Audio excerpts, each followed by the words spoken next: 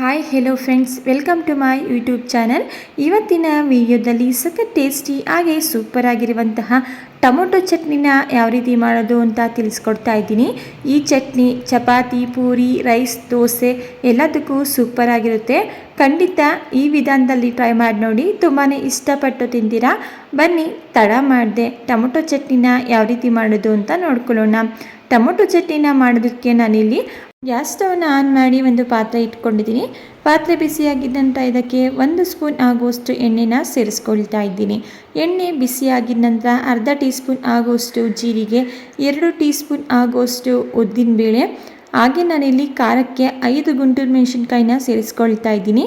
ನೀವು ನಿಮ್ಮ ಖಾರಕ್ಕೆ ಅನುಗುಣವಾಗಿ ನೋಡಿ ಮೆಣಸಿನ್ಕಾಯಿಯನ್ನು ಸೇರಿಸ್ಕೊಳ್ಳಿ.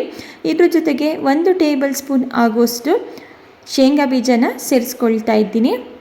ಇಷ್ಟು ಪದಾರ್ಥಗಳನ್ನ ಸೇರಿಸಿದ ನಂತರ ಇದನ್ನು ಮೀಡಿಯಮ್ ಫ್ಲೇಮಲ್ಲಿಟ್ಟು ನಾವಿಲ್ಲಿ ಸೇರಿಸಿರುವಂತಹ ಶೇಂಗಾ ಹಾಗೂ ಉದ್ದಿನಬೇಳೆ ಕಲರ್ ಚೇಂಜ್ ಆಗಿ ಸ್ವಲ್ಪ ಕ್ರಿಸ್ಪಿ ಆಗಬೇಕು, ಅಲ್ಲಿವರೆಗೂ ಇದನ್ನು ಮಿಕ್ಸ್ ಮಾಡ್ಕೊಳ್ತಾ ಫ್ರೈ ಮಾಡ್ಕೊಳ್ಳೋಣ.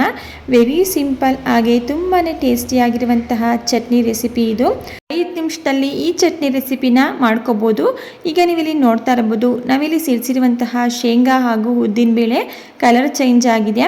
ಈಗ ಇದಕ್ಕೆ ನಾನಿಲ್ಲಿ ಸಣ್ಣದಾಗಿ ಕಟ್ ಮಾಡಿ ಇಟ್ಕೊಂಡಿರುವಂತಹ 4 ಟೊಮೆಟೊನ ಸೇರಿಸ್ಕೊಳ್ತಾ ಇದ್ದೀನಿ.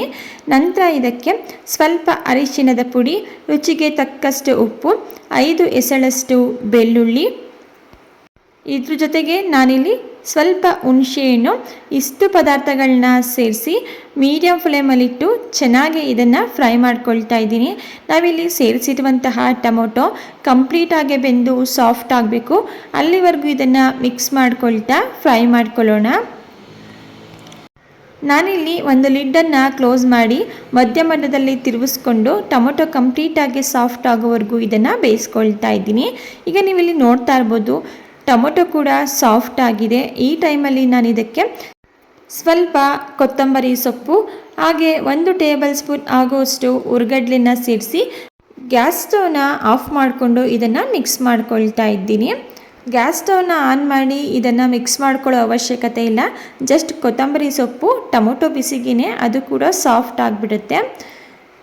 ಇದನ್ನೆಲ್ಲ ಒಂದು ಸಾರಿ ಮಿಕ್ಸ್ ಮಾಡ್ಕೊಂಡಿದ್ದ ನಂತರ ಇದನ್ನು ಕಂಪ್ಲೀಟಾಗಿ ತಣ್ಣಗಾಗಲಿಕ್ಕೆ ಬಿಟ್ಟು, ತಣ್ಣಗಾಗಿದ್ದ ನಂತರ ನಾನಿಲ್ಲಿ ಇದನ್ನು ಮಿಕ್ಸರ್ ಜಾರ್ಗೆ ಸೇರಿಸ್ಕೊಳ್ತಾ ಇದ್ದೀನಿ.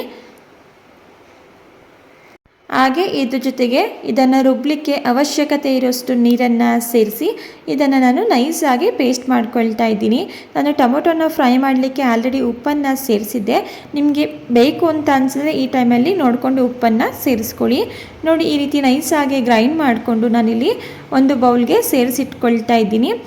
ನೆಕ್ಸ್ಟ್ ನಾನಿಲ್ಲಿ ಟೊಮೊಟೊ ಚಟ್ನಿಗೆ ಒಗ್ಗರಣೆನ ಹಾಕ್ಕೊಳ್ತಾ ಇದ್ದೀನಿ. ಒಗ್ಗರಣೆ ಮಾಡಲಿಕ್ಕೆ ಗ್ಯಾಸ್ ಸ್ಟವ್ನ ಆನ್ ಮಾಡಿ ಒಂದು ಚಿಕ್ಕದಾಗಿರುವಂತಹ ಪ್ಯಾನ್ ಇಟ್ಕೊಂಡು, ಪ್ಯಾನ್ ಬಿಸಿಯಾಗಿದ್ದ ನಂತರ ಅದಕ್ಕೆ 1 ಸ್ಪೂನ್ ಆಗೋಷ್ಟು ಎಣ್ಣೆನ ಸೇರಿಸ್ಕೊಳ್ತಾ ಇದ್ದೀನಿ. ಇದಕ್ಕೆ ಅರ್ಧ ಟೀ ಸ್ಪೂನ್ ಆಗೋಷ್ಟು ಉದ್ದಿನಬೇಳೆ, ಅರ್ಧ ಟೀ ಸ್ಪೂನ್ ಆಗೋಷ್ಟು ಕಡಲೆಬೇಳೆ, ಸ್ವಲ್ಪ ಸಾಸಿವೆ, ಸ್ವಲ್ಪ ಜೀರಿಗೆ, ಮುರಿದಿಟ್ಕೊಂಡಿರುವಂತಹ 2 ಒಣಮೆಣಸಿನ್ಕಾಯಿ, ಸ್ವಲ್ಪ ಕರಿಬೇವಿನ ಸೊಪ್ಪು, ಹಾಗೆ ನಾನಿಲ್ಲಿ ಸ್ವಲ್ಪ ಇಂಗನ್ನು ಸೇರಿಸಿ ಒಗ್ಗರಣೆನ ರೆಡಿ ಮಾಡಿಕೊಂಡು ಚಟ್ನಿಗೆ ಸೇರಿಸ್ಕೊಳ್ತಾ ಇದ್ದೀನಿ. ವೆರಿ ಈಸಿ ಹಾಗೆ ಸಿಂಪಲ್ ಆಗಿರುವಂತಹ ಚಟ್ನಿ ರೆಸಿಪಿ ಇದು. ಒಂದ್ಸಲ ಟ್ರೈ ಮಾಡಿ ನೋಡಿ, ಪದೇ ಪದೇ ಖಂಡಿತ ಮಾಡ್ತೀರಾ. ರೆಡಿಯಾಗಿರುವಂತಹ ಒಗ್ಗರಣೆನ ಚಟ್ನಿಗೆ ಸೇರಿಸಿ ಮಿಕ್ಸ್ ಮಾಡಿಕೊಂಡೆ ಒಂದೊಳ್ಳೆ ಟೇಸ್ಟಿಯಾಗಿರುವಂತಹ ಟೊಮೊಟೊ ಚಟ್ನಿ ರೆಡಿಯಾಗಿಬಿಡುತ್ತೆ. ಓಕೆ ಸ್ನೇಹಿತರೆ, ಇವತ್ತಿನ ಟೊಮೊಟೊ ಚಟ್ನಿ ರೆಸಿಪಿ ನಿಮಗೆ ಸ್ವಲ್ಪನಾದರೂ ಇಷ್ಟ ಆಗಿದ್ದರೆ ವಿಡಿಯೋಗೆ ಒಂದು ಲೈಕ್ ಮಾಡಿ. ಇದೇ ರೀತಿ ಸಿಂಪಲ್ ಹಾಗೂ ಟೇಸ್ಟಿ ರೆಸಿಪಿಗಳಿಗಾಗಿ ಚಾನಲ್ನ ಸಬ್ಸ್ಕ್ರೈಬ್ ಮಾಡಿಕೊಂಡು ಚಾನಲ್ಗೆ ಸಪೋರ್ಟ್ ಮಾಡಿ.